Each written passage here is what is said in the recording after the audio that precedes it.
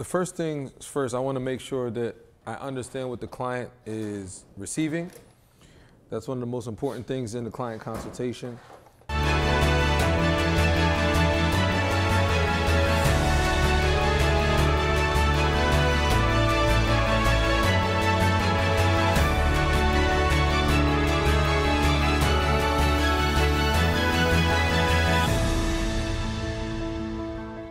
One of the biggest things is understanding what the client ultimate goal is at the end. That's always extremely important. A lot of times as professionals, you have an idea of what you think looks best, right? And it's okay for you to give that professional judgment, but you have to be careful that you're not providing a service that a person doesn't want. I'll give you an example. I like my beard high. I had a student, I was training them to do beards, and they were prepared to do beards, and they were going to shave my beard. And they like beards to be lower. And so they actually took mine lower after they were like, well, I think these look better. Yeah, can you grab me an next strip? Get a next strip off my station for me. So, Please, nobody gonna say please? I said please. Could you go and get it? Thanks. So what happened was, they ended up cutting it down, and in the class we were like, so what happened? We had an open conversation, and the student was like, well, I like beards like this. And I said, but I wanted mine up higher, and I have a full one. It's different if I want a high one, but I got patches all over the place, right? Then you can kind of have the consultation, look in the mirror, let's take a look at what you got going on. Well, it didn't work out. The student ended up cutting it down, and I had to just I shaved my face completely off then after that, because I like it a certain way. But when it comes to doing a client consultation, you have to first understand what the person wants and can it be achieved. Can it be achieved is important because some people want something that's unrealistic, right? And you have to be able to determine whether that's something you can achieve in the end. And if you can't, you have to be thorough in that explanation up front. The problem is finding that happy medium as a barber practitioner professional and trying to articulate what it is that you're trying to convey or the message you're trying to convey. Thank you so much, sir. I appreciate you. No problem, sir. Trying to convey to the guest, because we speak a terminology that they don't. What I mean by that is you guys are learning terms, you guys are learning angles and degrees, you're learning density, you're learning hair patterns and wave patterns, and a lot of times that's so foreign to them. They just want an end result look. They could care less about the terminologies, they could care less. And I had hired a student that came out of school, and they were so thorough in everything they understood that they tried to articulate that to the client, and the client started getting scared. Like, I don't even know what you're talking about. Like, I have no idea what, I'm fine, I'm just sit in his chair, right? And so you have to be careful. But it's important that when you're performing service, that you're articulating it the right way and you have the right understanding. Give me a few examples before I get started of how you would convey the message and make sure that it's clear for the person receiving the service. Anyone? What do you want? How do you want? What do you want done? There's a few simple solutions that you can find exactly what they want. What are some quick tips that you can think of in finding out exactly what that person or that individual wants? I normally, like, from being in the barbershop, I've heard, well, I do myself, like, when I go to a barbershop, I tell them, like, to keep it dark. Like, I try to use things that you can see more. Okay, like, so keeping it dark to you might be different than keeping it dark to me. That's right. What I had to learn the guard stuff. Can you give me my usual? Okay, but what if I've never cut you before? I don't even know what your usual is. Your barber's on vacation, out of town, but you've been watching my haircuts and I cut pretty good. I don't know what your usual is. If I don't have that rapport with you or the barber, you came from another barbershop. Anybody else? Say that again? Do you have a picture? Fantastic. Where would you be able to find a picture? No. Of the way you want it. On my cell phone. On your cell phone. Where else? Instagram. If they have social media, it's probably on a Facebook post. Prior to social media, prior to Facebook, prior to Instagram, prior to people taking selfies, right? Before all of that, where else could you get a photo of that person with the haircut that they wanted, the time that they wanted it? The barbershop. No. Nope. Why can't you just say, You could say a lot of things, but it's open to interpretation. no, I'm saying, what I have now, What you have now is what? the cut that I want you to do for me Mhm. is pretty much what I have now. Okay, so then the next question would be what? When was the last haircut? Why is that so important? Because we know how fast your hair grows. Because we have a, Like the length of your hair. absolutely. So if you like the look that you have, when was the last time you got a haircut? Oh, it was a month ago, or it was 2 weeks ago. I can determine how much hair I can take off based on that because as a professional, I know how often or how quick hair grows. Anyone in this room besides Ryan can tell me how fast hair grows. A quarter to a half inch per month. Right. So if that person's got a haircut 2 weeks ago, you can look at it and gauge what type of haircut they got and when they probably got that haircut. Right. But if it's been 2 months, kind of hard. Here's another way. This is what I used to do. I would always ask them to let me see their driver's license. Because most people would get their haircut done the way they want it the day that they're getting their driver's license photograph taken. That's when I got my haircut messed up. Exactly. So if most people would get their haircut right before they're going to get their driver's license pick, they probably got the haircut the way they wanted it for their driver's license pick. That's what I used to do pre-social media. Now with social media, was there a wedding, a birthday party? Oh yeah, you know what, on my Facebook, I went to my cousin's wedding. They'll pull it up like, can you do this? Fantastic. I look at it, I know exactly what I need to do. I don't need to say, well, I'm gonna do a 2 on the side or 1 here, I'm half over here. I'm gonna also take some texture and put it on the top. I don't need to do all of that. I just need to determine what the end result needs to look like. Does this make sense? Okay, so he wants a skin fade. Now, in trying to do a skin fade or a ball fade, right, depending on where you live, they're all named differently. However, the result is the same. Skin fade, ball fade. I want it real, real close, and I want it to fade into the top. So there are a few things that we need to understand before we get into that. This is for the student, not for me and him. I think I know where I need to put it and where I think it would look best. But for you guys to understand what is high and what is low. Is it too high of a skin fade? Is it a medium fade? Is the fade really, really low? Those are things that we need to determine. So how do you, as practitioners, regardless of your level of experience or expertise, how would you determine what's high, what's low, what's medium? Reference points on the head. What are some of the reference points that the freshman class have learned already? Temporal. Okay, so what would this area be called? Well, C-cup, that's urban technology. I mean, urban terminology. Next. We got temporal. What else we got? Like the back, like the, Okay, what is the back of that? what is that? It's called like the nape. So the nape is below here. This is the nape. Okay, what's this area right here? Say that again. Occipital bone. Okay, good. Reference points. What else? What's this area right here? Parietal ridge. So you have a left parietal, you have a right parietal, right? You have your temporal area, you have your apex that's at the top, you got your frontal. These are all reference points. We share this with you because these are going to help to determine the overall look. Although I may not be cutting anything from the top, his apex is gonna cut this head in half for me, right? It's also from his apex down to here, this area of his head, what is happening from here to here is changing from here to here. His head begins to round out, so the hair may lay differently in those areas. That's why these reference points are really important. Not just because we want you to section hair and grab it, it's a muscle memory thing that you have to go through. So you begin to see that at this point where the head becomes round from here down, his head's pretty flat here, but right here in this area, it begins to round out backwards, which may cause the hair to go a different direction in a lot of cases. Sometimes it's going forward, other times it's going backward, right? So understanding your reference points is going to give you direction in the haircut. Y'all following me? Okay. I'm just trying to bring some of the stuff that you guys learned already and bring it to a real life experience, not just a mannequin. Is this helping already? Okay.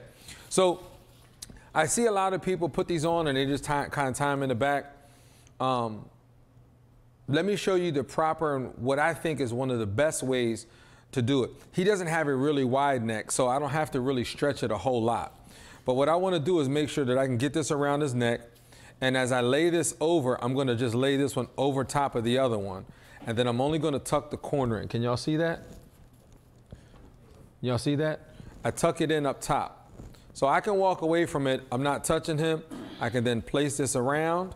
And once I clip this, then I can tuck this down and over top of it. By doing that, the cape is not touching his neck anywhere, and chances are this is not going to come off. A lot of times when this comes off is when you're tying it, and then it gets loose. And it's not laying or trapped or clamped by anything. So this is going to help to hold it in place.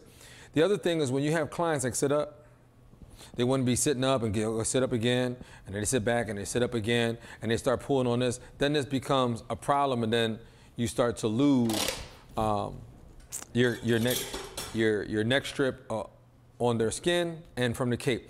The objective is to keep the cape off of their skin, okay? Because you're servicing different people, you're probably using in the same cape, and you know, with bacteriology and all the stuff that you learn for sanitation and stuff, you want to protect the client at all times. So having the cape not touching their skin is optimal. The other thing is that if you go to boards and the cape touches their skin, you could fail just from that. Okay? They want to make sure that the highest priority is safety for the client, safety for the public. So the higher percentage of what you're going to be graded on boards is going to be based on your ability to keep the client safe. If you cut them, it's not a problem. It's how you deal with the cut. If you don't deal with it correctly, that's the problem. If you deal with the cut properly, you could pass. So what we're going to do is a skin fade. So Russ doesn't like his fade too high, but he doesn't like it too low. So we're going to go with a medium fade. The parietal ridge is going to be the determining factor for what's high and what's low. The parietal ridge, everybody's ridge is a little bit different. And so if you place the comb right at somebody's head, and let's take a look in here. So if I place it right at the ear and I lift up, here's where his parietal ridge, because wherever the head is rolling away from the comb is where their ridge is. Everybody's ridge is in a different place. But if I place the comb here, this is going to tell me where his ridge is. His parietal ridge is right here. So anything below this ridge will be low. Anything above the ridge will be high. Okay? So that's an easy way to just kind of eliminate what's high and what's low, how high some. Because if you start at the parietal ridge at a medium fade and they want a little bit higher, it doesn't take much to take it up higher. But if you go too high, you can't take it off. Medium fade, like right in the middle? Is that fine? How do you want your fade? High, low?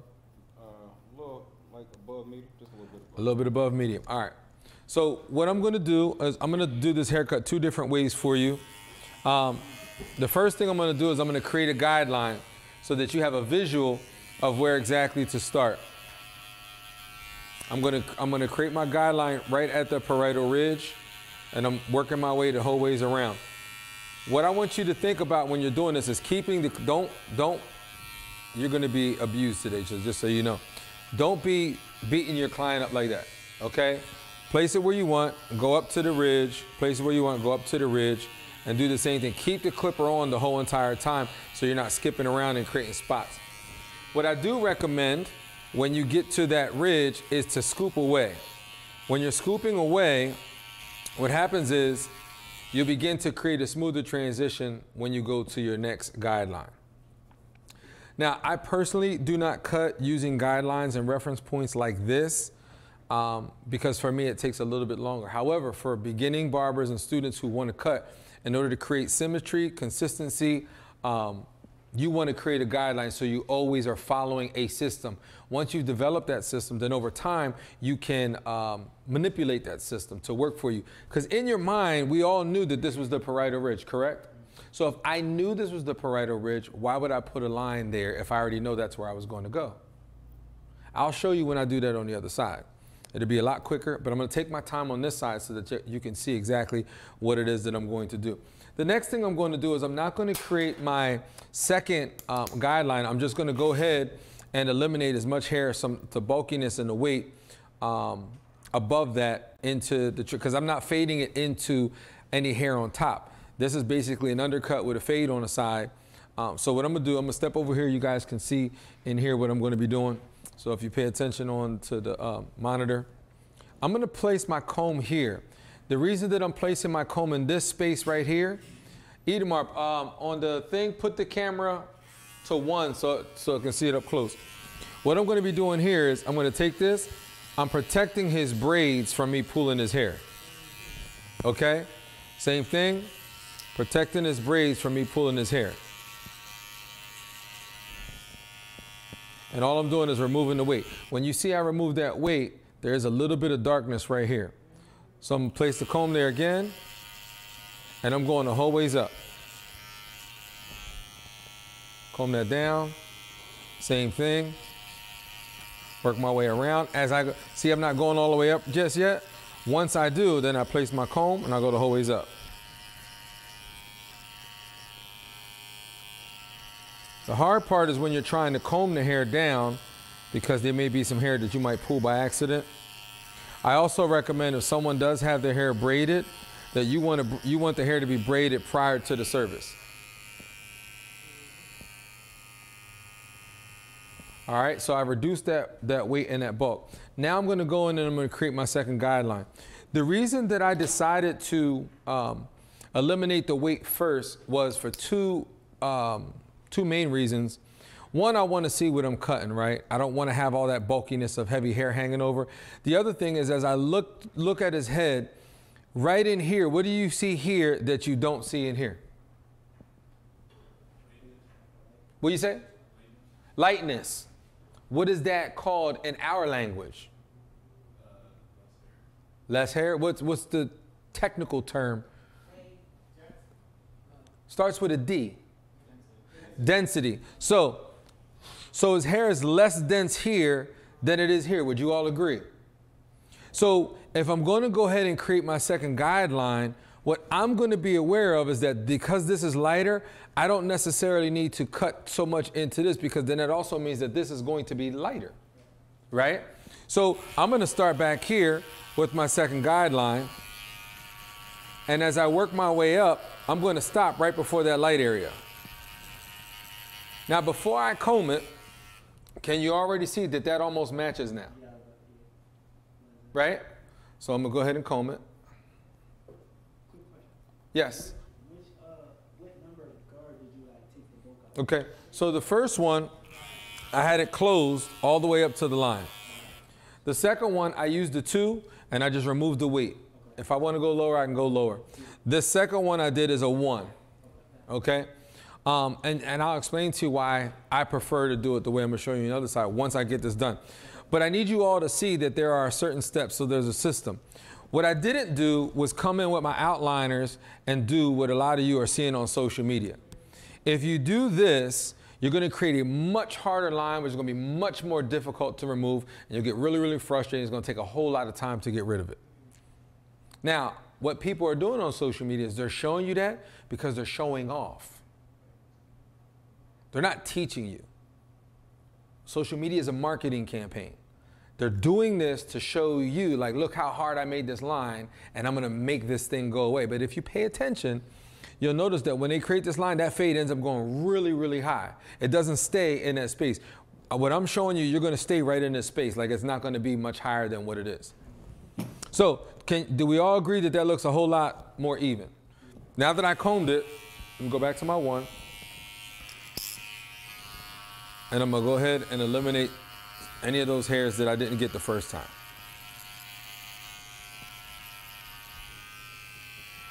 Staying away from the front because I don't want to make it any lighter than this. Would you agree that it looks pretty even? Okay. Besides the waves and stuff that he has, I'm just looking at, it's about a finger length space that I have between my first guide and my second guide. Okay? Do y'all see that? That is the visual that I'm using for my system, that I'm going to keep this about a finger length before I go into the next space. So you asked the question, what guard did I use up top?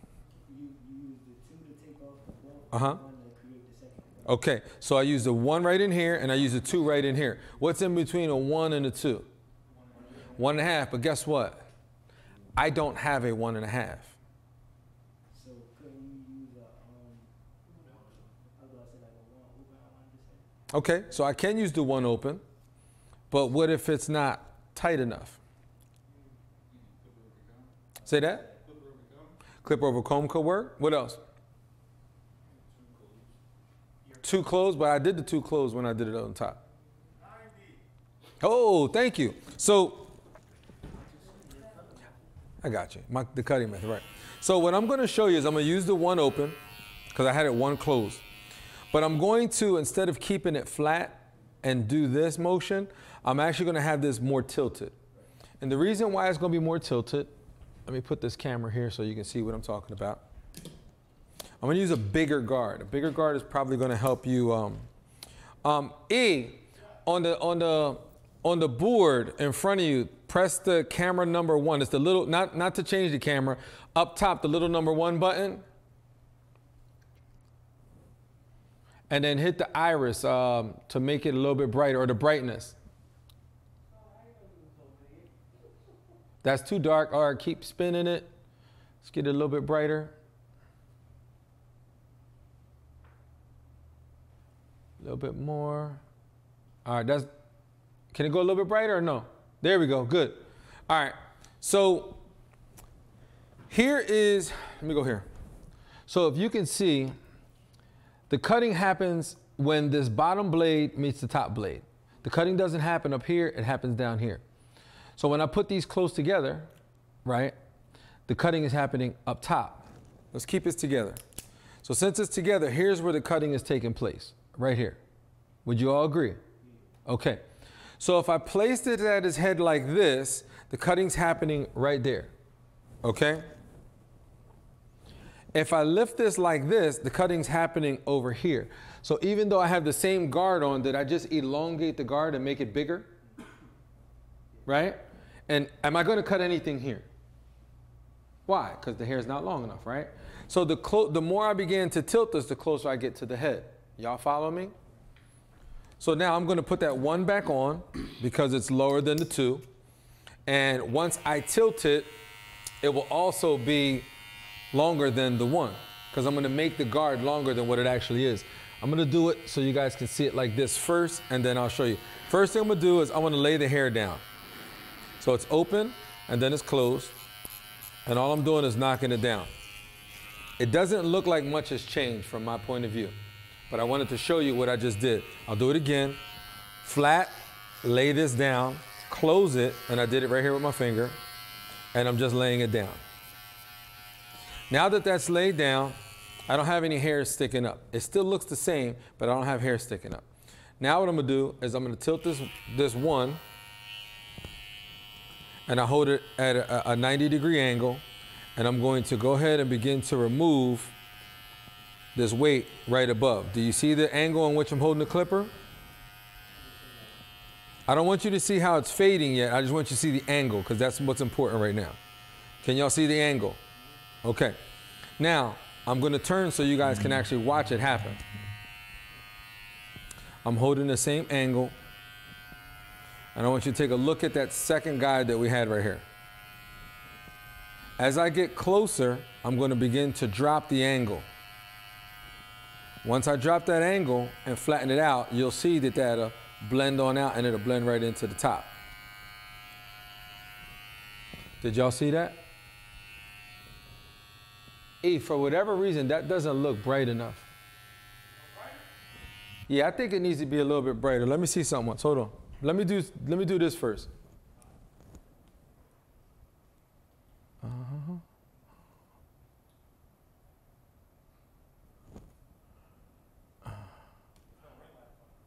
There's a ring light in front of it. Yeah. All right, good. That looks a lot better. Does that look better, y'all? You can see a lot better? Okay. Try and brighten it up just a little bit. It's a little bit better. There we go. Now we got action. How about a little bit more? Is that better? All right, good. So I'm going to go ahead and keep my angle up, and then I'm gonna slowly drop that angle. And what did I create that line with? 1, but it was closed when I made the line. Now I'm gonna close it the whole ways, and I'm gonna go back to my 90 again, right in here where I created the line. Notice I tilted his head. I tilted his head so I can keep this at a good 90 for me. I didn't keep his head like this, so then I'm like this. This is my head. When he's sitting in my chair, the head belongs to me.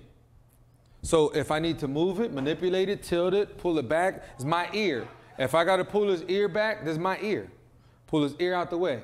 I'm not concerned with whether he wants a nice haircut. End of the day. He doesn't want to get cut with the clipper or the blade. He wants a nice haircut.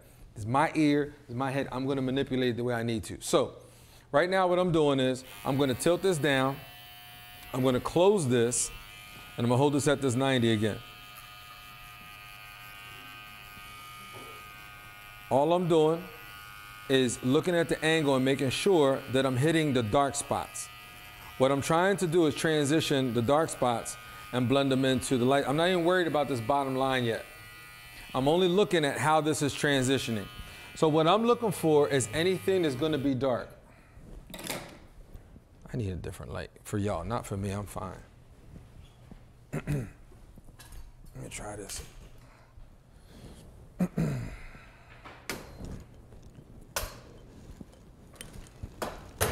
Boom.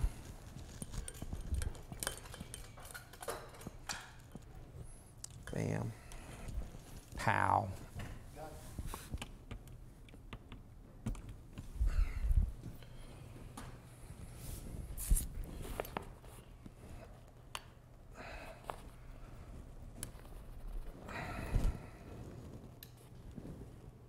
Better?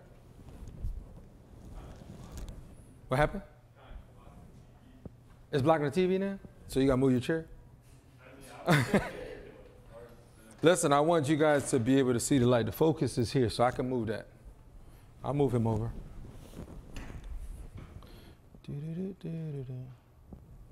Is that better? All right.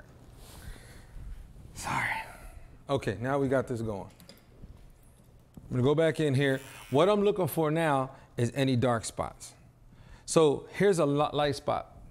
It's probably harder for you to see, but if I turn it, you might be able to see it from here. You see the light spot? So what I want to do is I want to avoid this light spot and then hit this dark spot right next to it. Y'all see that? All right, so my guide is there, but now I got to eliminate the dark spot. So I'm only going to use my corner for that one tiny little dark spot to make this blend into that. Same thing right in front of it. I'm only hitting this tiny little corner to blend that in. I'm not doing anything fancy or out of the ordinary.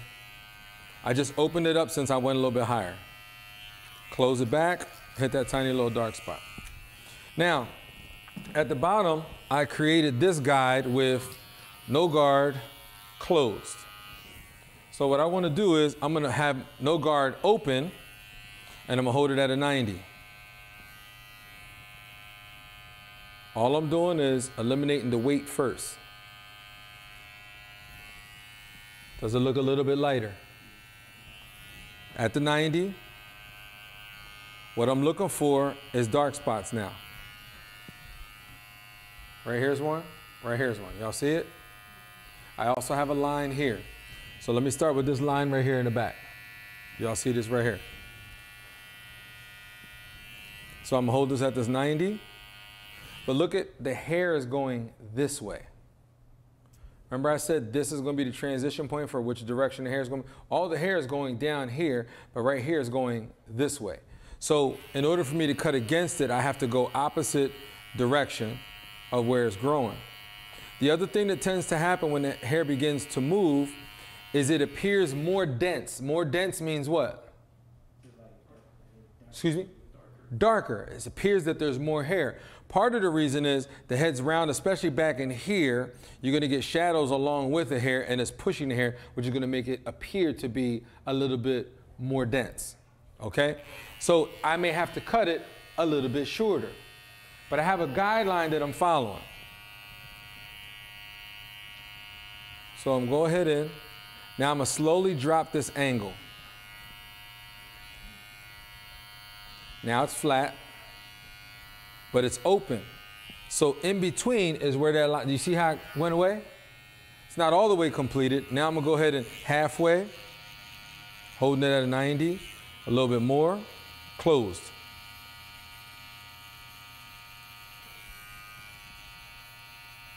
I'm just hitting the dark spots.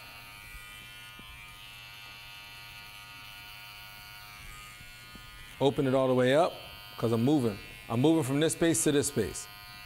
Dark. Dark spot. Now I'm moving from this space to this space. 90. See how I went back to my 90? Then I'm gonna slowly drop it, tilt it. Back to my 90. Drop it, tilt it. The hair is switching direction right here. So my clipper switches direction.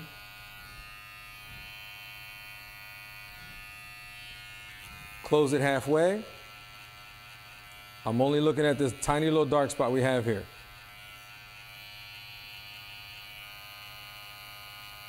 So when I tilt my clipper to the side like this, what I'm actually doing is I'm putting basically a guard between his head and the moving blade.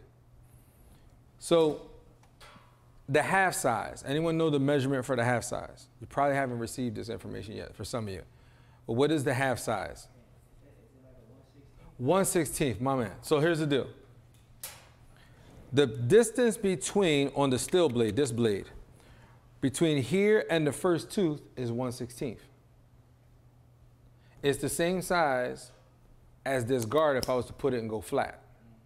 So instead of stopping and grabbing the guard and stopping and grabbing the guard and stopping and grabbing the guard, I elongate the blade by tilting it at a 90, dropping it, and then I put my 1/16 on by tilting it this way. Okay? Now, what I've seen a lot of beginners do is they want to cut like this the whole time because they saw it on YouTube or somebody saying, oh, you got to hit in angles. Right, but you got to create your steps first. Once you get through the steps and you try to remove the weight and blend it in, like I just did, then you go back and find the dark areas using your point cutter. Okay, don't do the whole entire.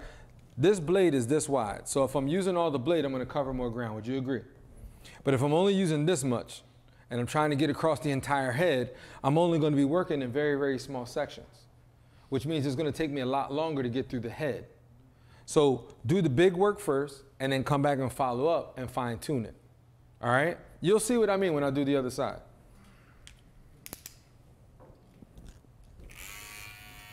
So I'm putting my half size on. When I started cutting, they didn't have a half size. Half size didn't even exist. I'm avoiding this light spot, but I'm gonna hit this dark spot right over here just with my corner. Just trying to hit the corner to get that little dark spot. That kind of blends in. It's not all the way completed. Then I'm gonna go to this bottom section. Flat. As I go higher, 90 to protect myself so I don't put a new line, a new guide, new weight. Close it. And right at the bottom, I'm gonna pop that little line that I put in earlier off. Halfway open. A little bit more. I'm only hitting dark spots. You guys are free to ask me any questions as I'm cutting through this. Don't think you're interrupting me. That's what this is for. This is a learning experience. It looked a little messy, right? So it looks a whole lot better right now, right? So, yep, no, there's nothing wrong with that. So it's, he give everybody a look. Don't pay him no mind, trust me. So I just, I'm gonna give you this example. You need structure, you need a strategy, and you need a formula. You need steps, you need a system. Those things are important to create consistency. So I'll give you a personal thing I just did. So I had a bunch of clothes that I wanted to give to Goodwill, and I wanted to get rid of that stuff. I had a closet that I keep my clothes and my sneakers and stuff in. But the closet was a mess. So in order for me to put the clothes I wanted in the closet, I had to take the stuff out. So it was a mess before I actually brought it all together.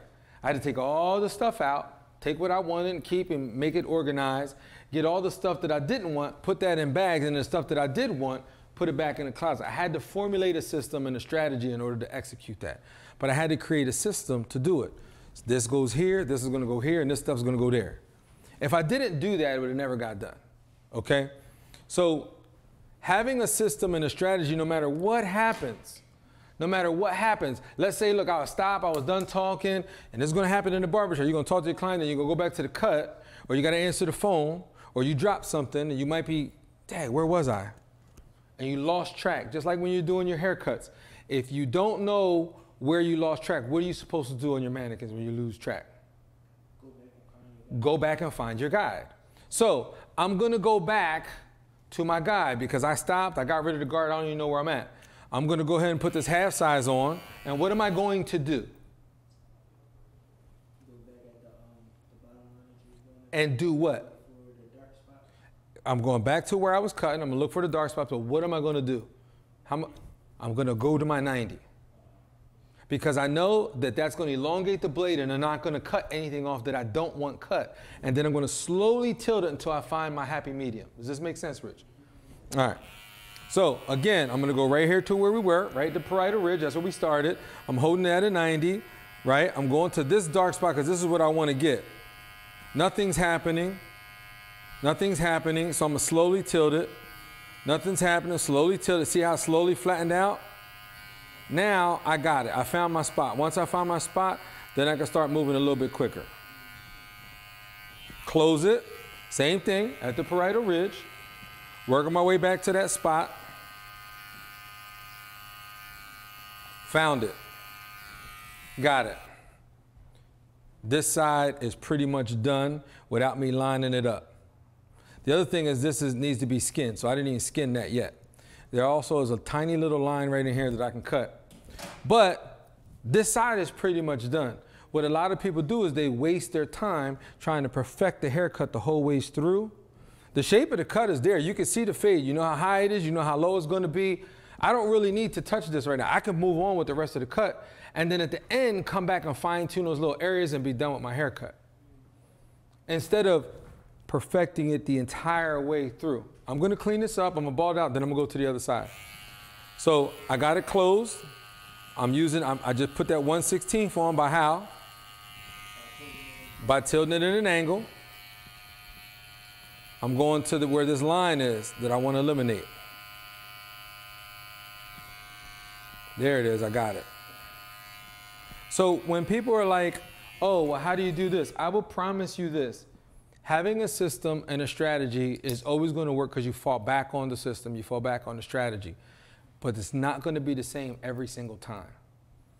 Density is going to be a factor. Hair texture is going to be a factor. Hair stream, hair wave pattern is going to be a factor, right? You might cut the hair and it might push the hair and not cut it, right? But with somebody else, when you know you put that on there, it's going to cut it and it's gone. And you're like, yeah, well, it's not working on his. You're always going to have to figure it out as you're going through the haircut. As long as I've been cutting, I always got to figure it out, no matter what. I got a system, I got a strategy, but I always have to figure out what it is I'm trying to do. There's this one tiny little dark spot here. I tilted his head to help me, to keep my body and ergonomics together. I'm pulling his skin right here just to tighten it. But what I'm going to do is use this corner. I'm also going to add that 1/16 to it, and I got a 1 on open. Comb that down. That did the trick. What I will tell you is the more you do it, the more you put into practice, the more you're repetitious about cutting, you'll begin to know what guard to grab without thinking about it and without even having to, okay, I use this one first, I'm gonna go to this one next. You'll look at the hair and be able to tell where you want to go, okay? So his line looks pretty decent in the front. It's not too bad. I think his line's okay. Not really much going on with this. So what I want to do is, if you look here, here's where it's darker, but here's where his line is. Do you see that little light gap right in here? This tiny little space right there?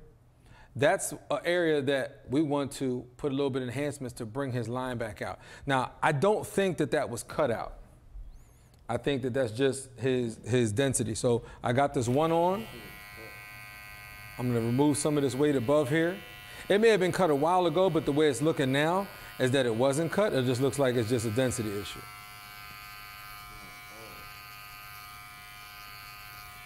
So I want to blend in some of that dark hair to make it match a little bit more. And then right below that light spot,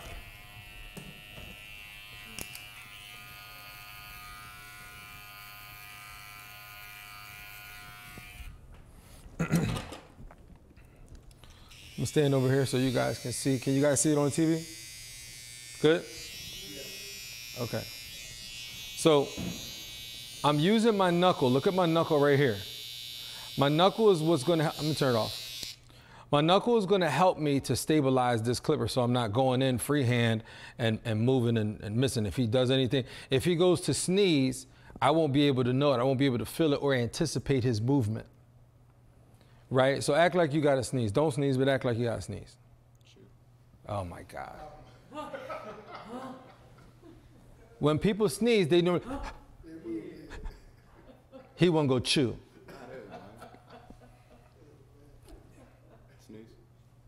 Pretend you're going to sneeze.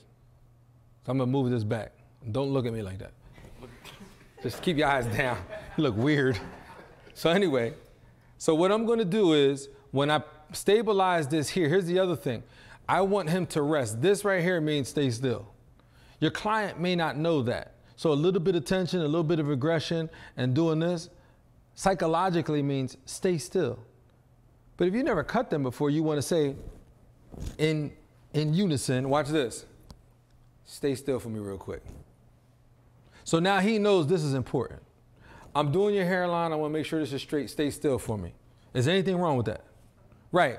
You should let your client know what you're getting ready to do. The other thing is when I do that, if I don't, and he's talking, Russ tends to talk a lot. So as he's talking, he talks with his entire face. Raise your eyebrow for me. You see what just happened? Do it again. You see what just happened? If my clipper's on and he's talking, there went his entire hairline. So I need him to be quiet real quick. Be quiet. Close your eyes. Relax. Closing his eyes affects the muscles in his forehead. Raise your eyebrows. Okay. Open your eyes and raise your eyebrows. You see how much more it did that from when his eyes was closed? Okay, close your eyes. See how it automatically relaxed it? Now relax your head. Bam. Did y'all catch that? It's important to have them close their eyes because it affects these muscles. I'm going to put my finger here, and what I'm going to do is I'm going to go right in. I'm just tilting it forward, hit the line. Tilt it forward, hit the line. Okay? I'm going to work my way over, tilt it forward, tilt it forward, tilt it forward. Okay?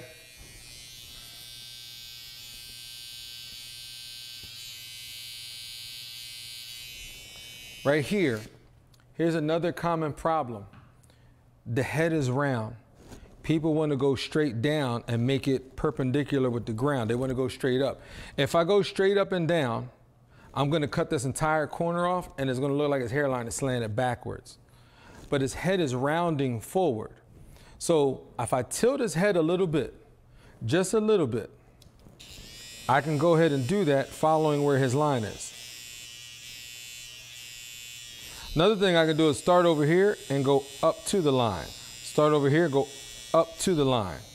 When I do the corner, in order to make that corner really, really sharp, I'm going to put just the corner in the corner, staying away from his hairline, just the corner in the corner, staying away from his hairline here, which is going to help to make that line a lot sharper in the front. Do y'all see that? Okay. So you all can see that this is still slightly a little bit darker here, right? We'll get to that in a second because that's not as important. The shape of the fade is important. The blend is important. Hey, Dan, if you wanted to, Edamar's in there. He can also talk to Edamar in the meantime. But what I'm doing now is I'm going to go ahead and eliminate some more of this tiny little bit of weight we have right here. Back to my no guard, holding at a 90. Because of that light area, I just want to hit my corner. Add my 1/16 by the angle that I'm using. And flatten that out right here. Just using my corner. And now you see, is it much better? Did it take me long to blend that in? So I didn't really have to waste my time earlier on. I want to make sure that I had something to work with in the front here. Okay, now that I had that in place, we're going to do a little bit of enhancement real quick.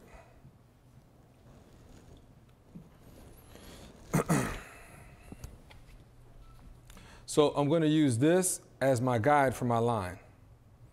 Whenever I'm using enhancement, I want to spray past the hair. I don't want to hit it right on the line. I want to spray a little bit past it.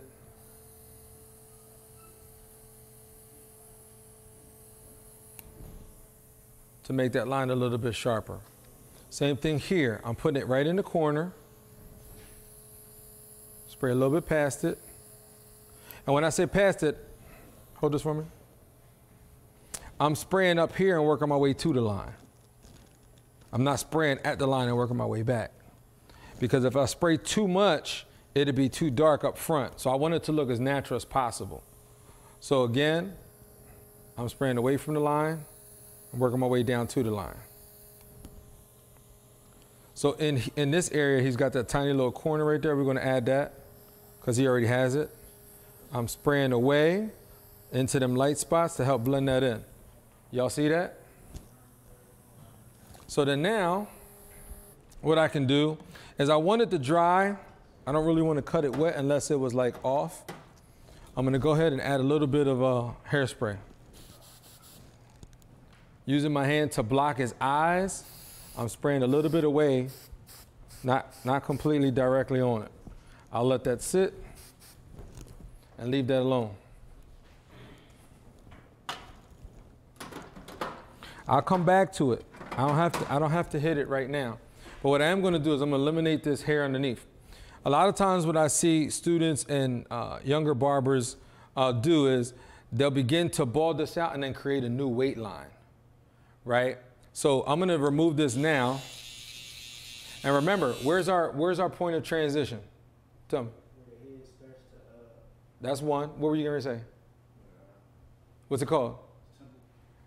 Close. Parietal ridge. So I'm going to begin to pull this away before I get to the parietal ridge. I'm right below it.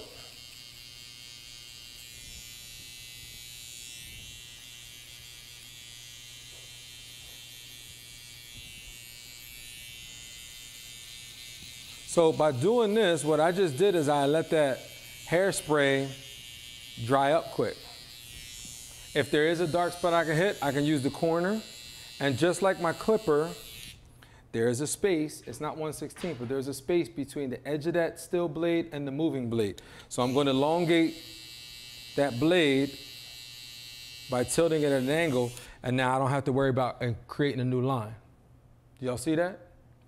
Now that the spray is dry, I can go ahead and re-hit this line. Some people like hairspray, some people do not. I'm just showing you as an example. Go right up to the line. Now here's one that a lot of people want to know. How do you get this curve? So I'm going to show you what I do. If I hold the blade like this, I'm not going to cut anything. Why am I not going to cut anything? It's straight to the side. Why am I not going to cut anything? There's a space. So, but if I cut it flat, it's going to be a square line. So how do I use a flat tool to create a round shape?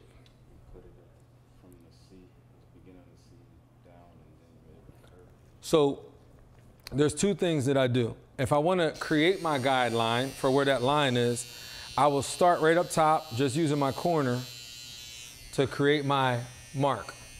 I will also use the opposite corner on the bottom part, but I want to show you how I do this.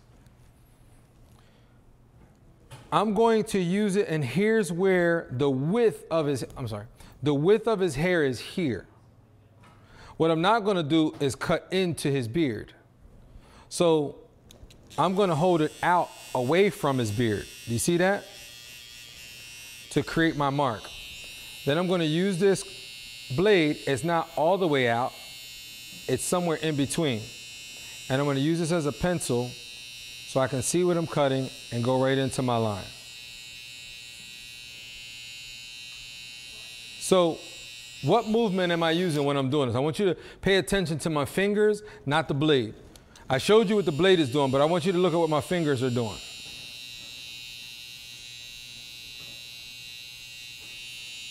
What are my fingers doing?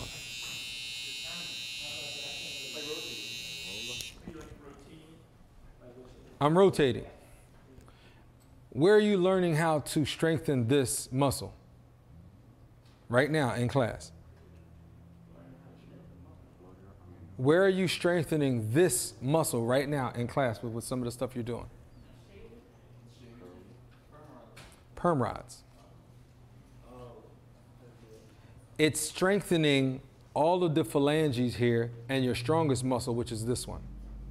Which is when I'm cutting, I can manipulate the tool in my hand without having to worry about dropping it. But if I give it to you day one, I try to tell you to do this, you don't have the finger dexterity and you don't have the muscle memory. This muscle hasn't been developed in order to articulate this movement properly. But because I've done it for so long and you're getting the stages of the muscle development with the perm rodding, this helps to manipulate your tools so that you can, not have to worry about dropping your tools. My fingers are strong enough to do that. So now that I'm doing that, we now have skin fade and this blended out on the top. So it's almost like he's rolling almost like a huge turnaround. Correct. So I'm pushing with this finger and pushing with my thumb. So pull. And if my knuckle's out the way, then it becomes the pinky. If my pinky's out the way, then it becomes the other two fingers. But it's almost still the same movement. It's the same movement. Now I'm exaggerating the movement for you right now, because if I do that, it's not going to touch, right? But I'm showing you that that's the movement slowly and how I work my way around. Okay? Make sense? All right. Now I know that it is 3:15. You guys got to clean up and get out of here by 3:30. So I'm going to knock this out in about 5 minutes.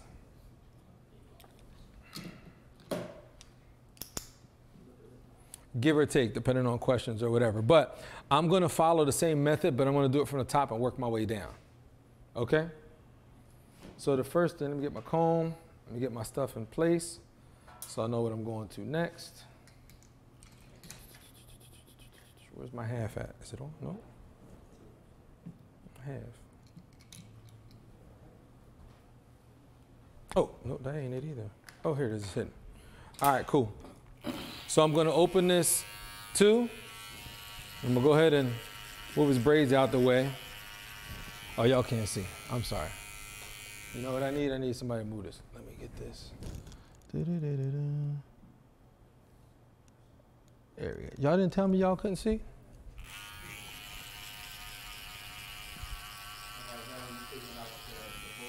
Taking the bulk out first. I know where my guide is going to be.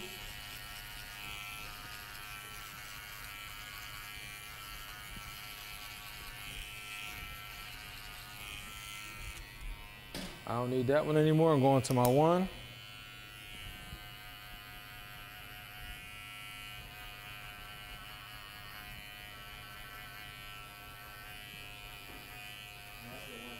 So one open. I'm going backwards now. I'm also going to lay this hair down. Now I'm going to close it.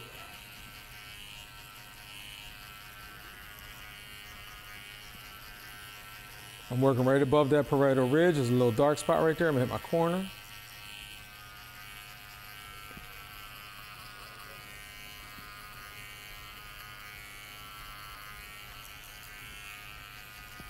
Now, do you see how the top is already blended in? Y'all see it? I'm gonna go to my half, going right to my 90. Where at? Nope. Parietal ridge. He's got this dark hair. I'm gonna leave that alone. I'm not worried about that right now.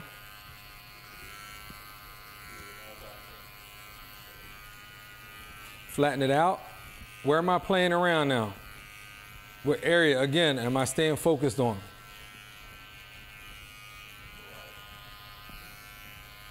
Come on, guys, I need feedback. I said it already, you said it already. Parietal. I'm always playing around the parietal in this cut.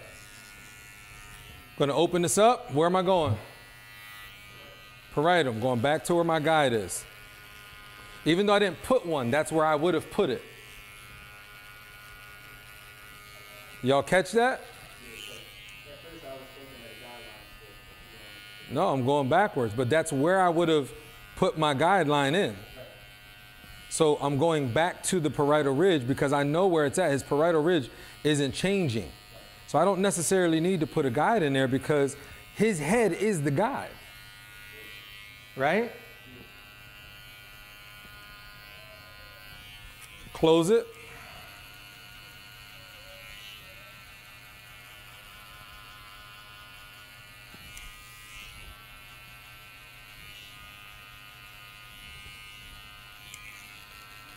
Now here's one of the biggest problems and why this would take me, it's taken me a lot longer to finish this. Even though to you it seemed like that was quick. Part of the problem is he's got some type of grease or moisturizer in his hair, which is going to make it harder for me to blend out because the hair is sticking to the skin as well. You want to definitely shampoo. But when you have somebody who has braids, a lot of times they don't want to get that wet because it could unravel. So you have to determine what you can and can't do. It wasn't enough for me to say I'm not going to cut your hair because I will tell you what, if you got grease in your hair, there's only two options. I'm shampooing it or you're not getting a haircut. There's only two options. If I'm shampooing it, I'm charging you. You want me to cut you? I have to shampoo this. Could I protect this? Yeah, I'll do my best, but I got to get the grease and everything you got on here off because not only is it going to take me longer, it's also going to damage my tools over time, okay? And I need to work effectively. The most important part, they need to understand that. Now, how long did that take me to do that? Not even 5 minutes. I said 5, not even 5 minutes, right? But I had no guides there, and look how I was able to do that because of the system that I worked, that 90 to drop. And this is my guide. Without putting it in there, I know where it is. So let me go back to the back and bring it all together, and then I'll clean it up.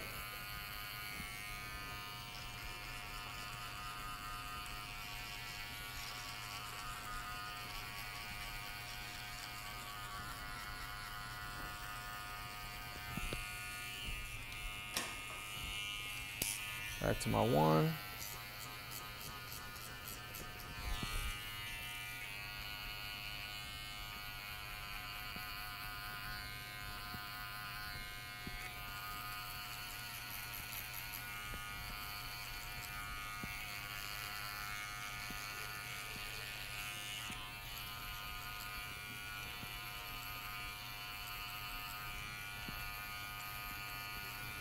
What I'm doing when I'm trying to marry the two, let me show you what I'm doing. I'm looking at here and here, and then here and here, and then here and here, so that it looks like it's coming together. I got to match this to this. Then I got to match this to this, this to this. All right? Going down to my half size.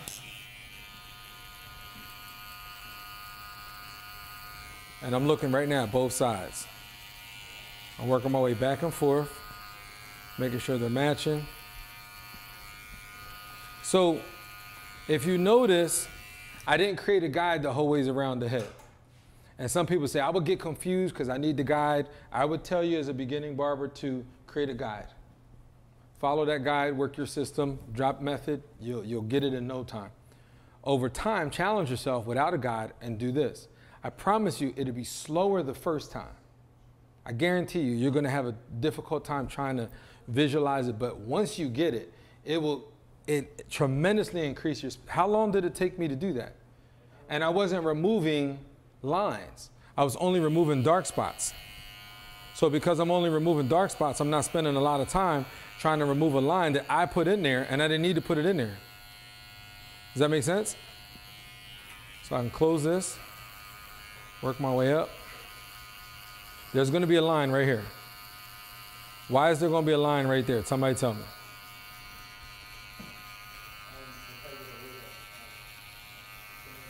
Say that again.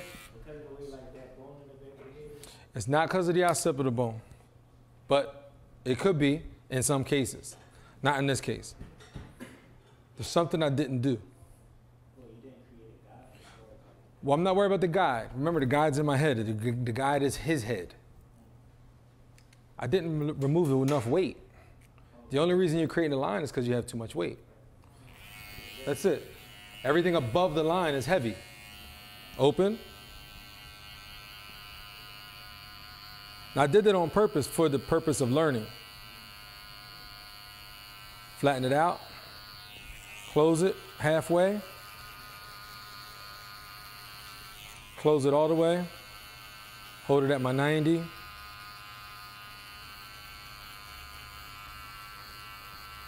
Pop a lot of that off. Open it up. Work my way a little bit higher. Remove that weight. Close it all the way, flatten it out. What you see here is just the grease sticking to the hair. Because if I take this brush and I begin to aggressively brush his scalp, a lot of that darkness goes away. It was just stuck to the grease. But those are things that over time you develop. My liners, remove all that underneath. So remember how you said like don't beat the client up? Yeah. Would that keep them up, or is that just taking like the line? If you ask him, he'll tell you my pressure is not hard. I was more pressure with the brush than I was with the clipper. Okay, if there is any increased pressure, it's because I got hair sticking to a skin that I got to cut. Why is it sticking to a skin? Because of the grease. But my pressure is not aggressive. I'm a very light pressure. I let the tool do the work. Now I was just asking as far as like the way you was moving, because I remember you saying like, Speed doesn't equate to pressure. So when I apply pressure, the only amount of pressure that he should feel is the weight of the blade, not the weight of the clipper, not the weight of my hand. So if I place this on his head, he should only feel the weight of the blade. This is the weight of the blade in the clipper. This is the weight of the blade, the clipper in my hand. And right now, he can feel that here. Because of the tension, I'm putting pressure, and he can feel that here. You don't want to put, if the client's head is moving while you're fading them, it's way too much pressure. As I was moving through, his head's not really moving.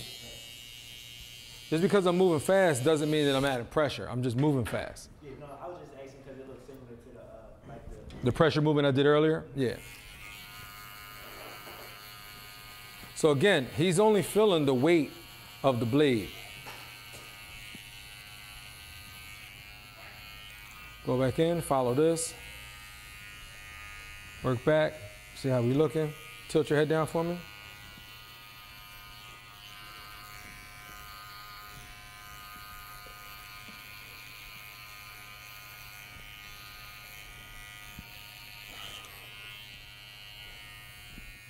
All right.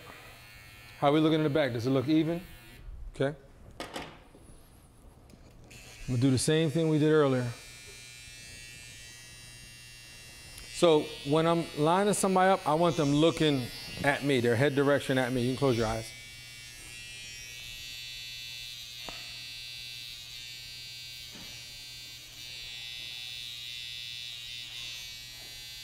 So he has a tiny little light spot right here.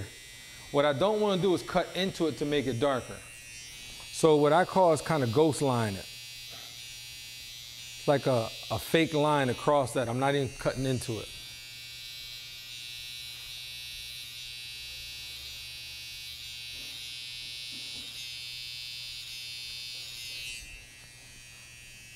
Same thing here. So if you look at his head, his line is going forward. Do y'all see that? So if I tilt his head down, now his line is going straight up and down. So you tilt it down to where it's like a straight Tilt it down.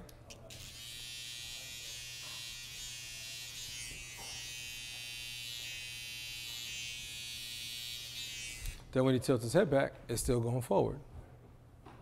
Okay? Right here, mark it. Right here, mark it. And I'm using my fingers to roll out. The other thing that I'm doing that you can't see from there, well, maybe you could, I'm sorry. I'm placing this finger, my pointer finger, right here on this bone. What that helps me to do is stabilize it. So I have a pivot point. Or, depending, I may use my knuckle. On this side, I really can't use, or I can use my fingertip right there. On the other side, it's a knuckle. Okay? It's a knuckle that I'm using on that same area. And then I'm rotating and use my fingers to manipulate the tool. Did you see that, Dylan? On this side, I'm using my finger to stabilize the outliner. Okay? To round it off. On this side, I'm using my knuckle. So I'm using this knuckle right here and working my way around. I'm using that to help stabilize the clipper as I'm working. So I marked where his line is. Again, had I shampooed his hair, had I got any grease or oil or anything he had, this would actually be sharper. Especially if you're using a clarifying shampoo, and you would need a clarifying shampoo to remove all the product off. A mild shampoo is not going to work. You need something strong. What it is also going to do is dry his skin around that hairline, which is where you begin to see that ash and that sharp line taking place. So now let me go ahead and put my enhancement here. You can see where his line is. I didn't cut into it, leaving it right where it's at. Spraying away from the line, working my way to the line.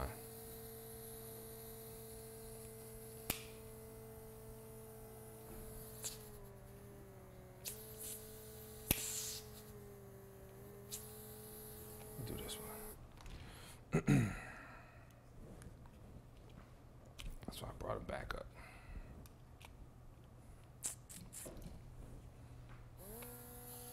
Good.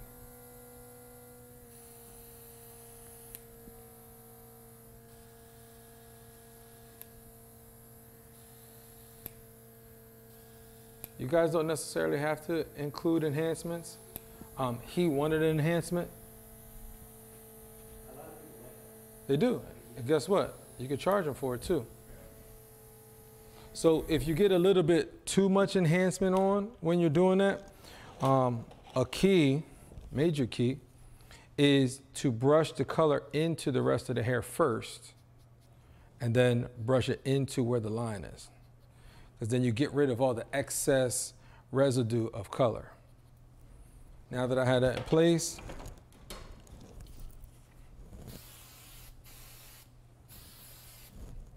the other thing that you want to do is, now I don't have a mirror, so I'm going to face him this way.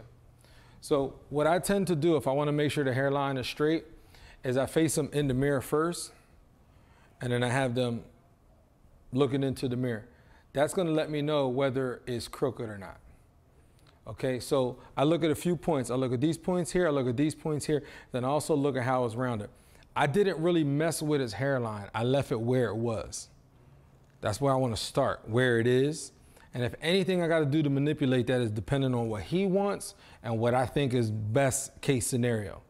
I followed his line. I did what he already had first.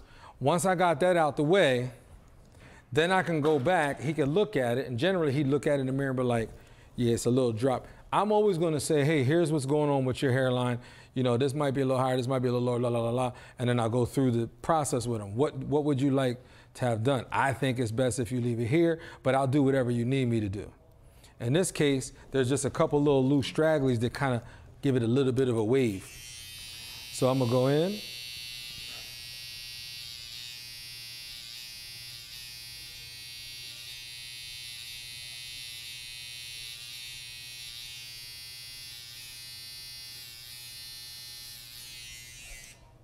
How are we looking so far? Better?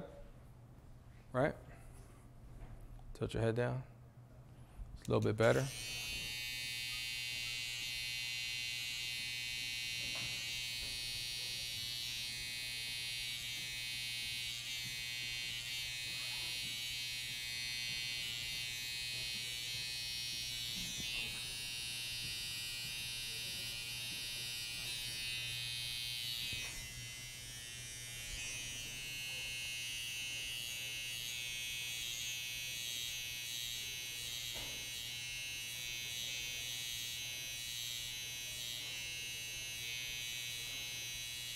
Still using my finger.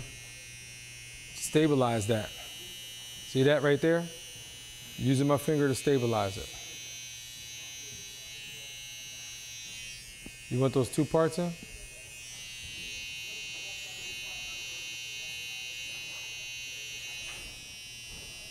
I did the same thing.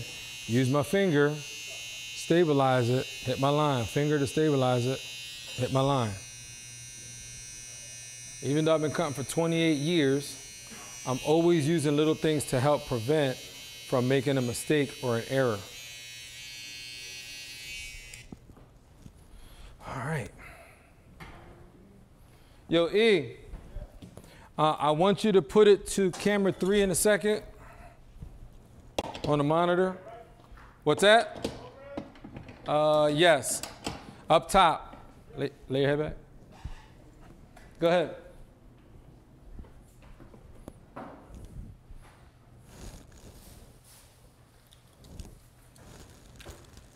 Auxiliary, camera 3. So I'm using an ejector blade. I'll show you once he changes it. All right, cool. So you got to focus that a little bit. Hit the little 3 button up top, the little one, and then hit the focus. You can probably just hit autofocus.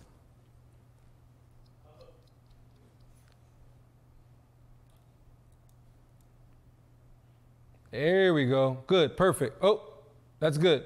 So what I'm using is an ejector blade. It's safe because when I remove the blade, I squeeze this and I dispose of the blade and I put it, here's where the bad blades are, right?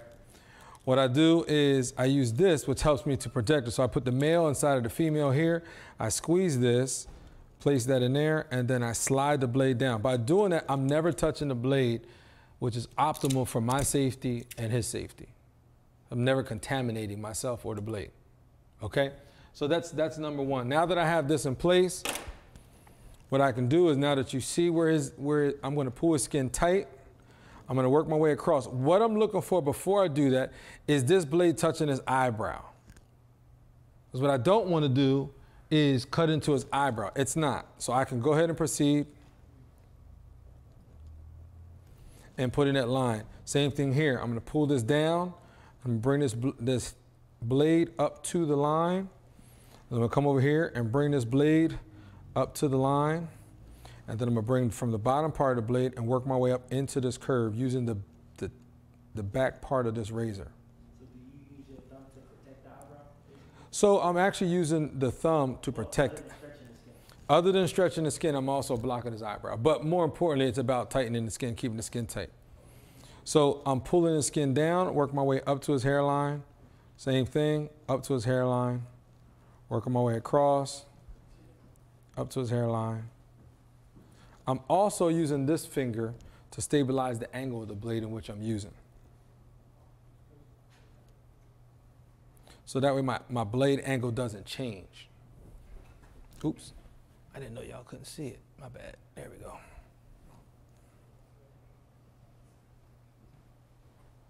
Now I'm using the front of the blade or the toe of the blade, not the heel.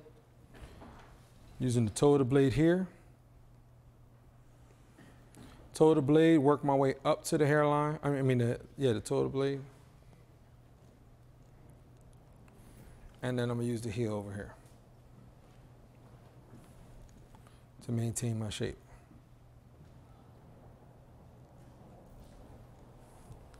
Now, how does his hairline look? Good.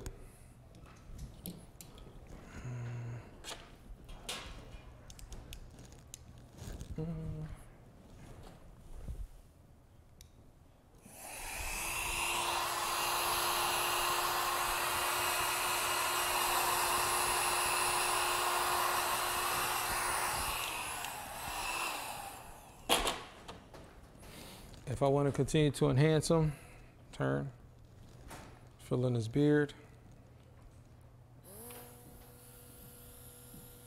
Start down here, work my way up to the line. In the beard, work my way up to the line. Same thing on the opposite. It makes it a little bit more softer. And then I'm gonna brush it. Put my curve from his mustache, follow down here in the base of the beard, work my way up to the line.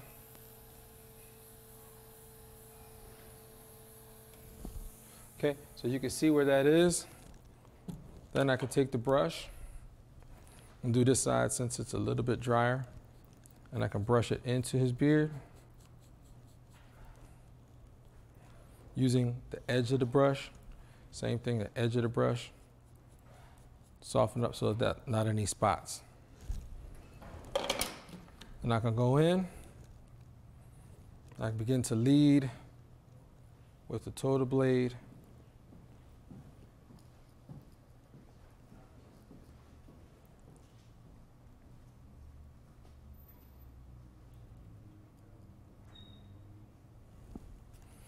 Now for his mustache, I'm going to use a backhand movement. I know you guys do freehand when you're removing it, but I'm going to use a backhand movement. And the reason I'm using a backhand movement is because I can get that blade all the way in there. Okay? So if I was going this way, his nose is in the way, so is his finger and everything. I can do this to remove it, but it's still in the way. But if I come in, because I'm keeping his mustache,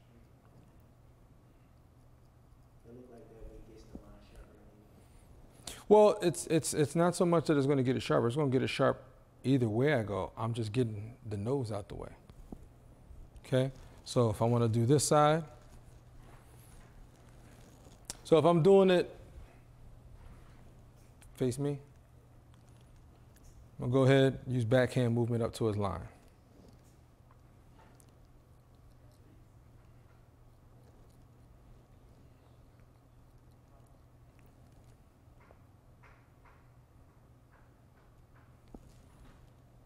Now, I'm gonna go from here right into his mustache and get right on in. I'm using my free hand to fine tune that.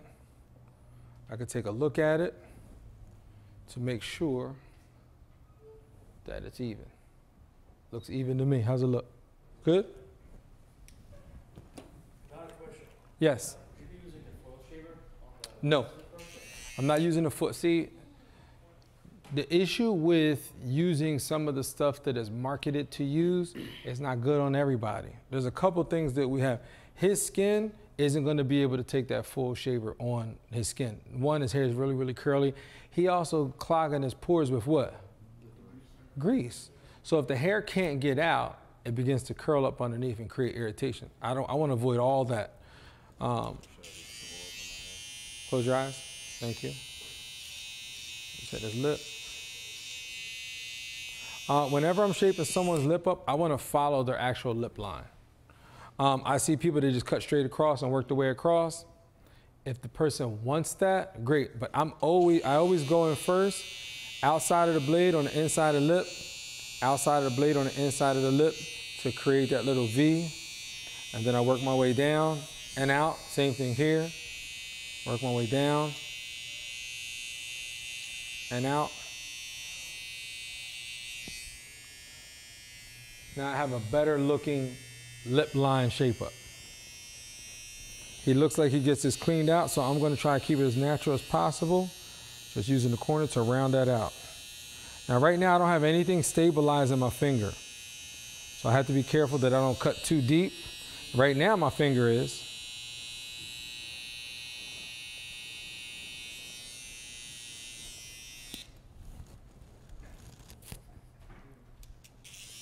Same thing my finger is now on this side.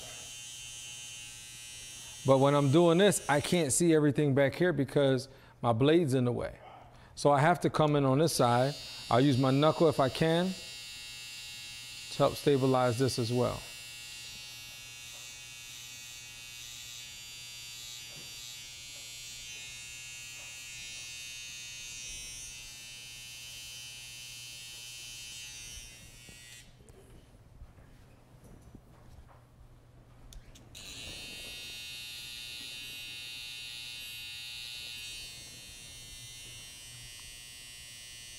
This side was already cut a little lower and deeper, so I gotta match this.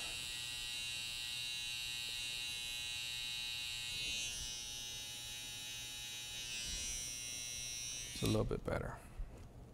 Tilt your head. The important thing about laying your client back, one, it's a service. It's comfortable for them. But look at my body right now. I'm in the same position I was the entire time cutting hair. If he was sitting up, I'd be like that, right? So laying your client down is important so you can be in the best position ergonomically, because if you want to do this for a long time, you want to make sure that you're not fatigued after 2 haircuts. So it's hard for him to stretch back because of where the hair cushion is. So the headrest is right above his occipital bone. If I lower it and have him lay it back, now I just expose more of his neck, okay? So you may think you need it up high. I need it up high when I did the front. But now that I'm going to his beard, I need it low. I need it to rest under his occipital bone so I can get underneath his beard like this. The other thing is, I will tell you another big secret about laying this customer back is if you work in a shop where there's 3 or 4 barbers in there cutting and you're the only person laying clients back, I guarantee you that the other clients are watching. And as they're watching and observing, they're questioning why their barber doesn't do it. Some clients would say, yo, you don't lay me back, what's up with that? Some barbers will be like, ah, he bougie. They'll try to discredit you because they don't want to go the extra step, right? Instead of saying, you know, I can lay you back too. My chair lays back. Yeah, my bad, I got you. What will happen when that barber goes on vacation or is late or doesn't show up on time or some weird thing? They're going to schedule with you first. Guaranteed. Because they're watching what you do. They may not say it. Some will, some won't. But if you end up leaving and opening your own place, some of those clients who observed you over the years, they're going to come follow you because maybe they weren't encouraged enough to say to their barber, yo, you don't do that to me, right? But they're going to go follow you where you go because you give a much better experience. And the quality of the haircut is just as good, if not better, okay? I told one of my barber students that in Delaware to do that. And you know what his instructor had his clients do? Sit up for me. He was doing this. Put your head back. And then putting the razor on them while their head's resting on his stomach. That's not professional, right? The other thing is, I could put that back and say, put your head back, but I can't really see as much as I want to see. The chair doesn't go down any further. So in order for me to get to where I want, I got to lay that person back. Now, I could have had his beard right here, and it still would have been a good service. I could lay him back. Can I get underneath? Yes, I could do that, but look at my body changing already. My body's already tilted and changed. If he's laid all the way back, then that's not the case. Okay, E, you can go back to camera 1. All right, sit up for me. So the next thing I want to do is I want to make sure that the cape is not touching his neck and his skin, right? I want to go back and follow up any areas that I may have missed. Happy birthday, Miss Angie.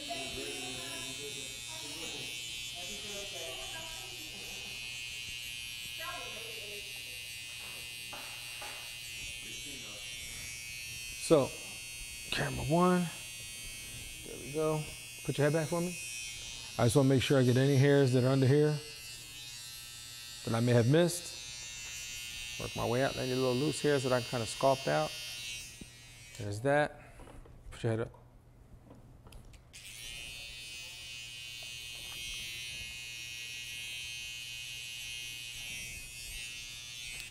And then we're done, guys.